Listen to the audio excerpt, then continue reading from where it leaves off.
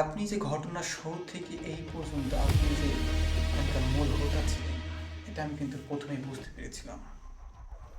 ঘটনাটা কি একটু বলে বলবেন?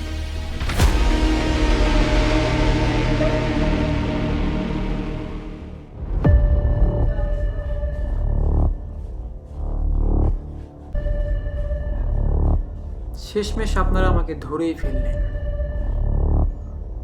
মেন কথা কিন্তু সেটা না। আসলে আমি আপনাদের ধরা দিয়েছি বিধায় আমাকে আপনারা ধরতে পেরেছেন।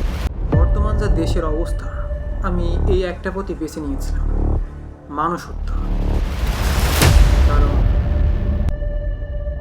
ওরা ভালো না, দেশকে শান্তিতে রাখতে দেয় না। দেশে এত পরিমাণ ধর্ষণ বেড়েছে যা আমি সহ্য করতে পারি না। বিশ্বাস করবো না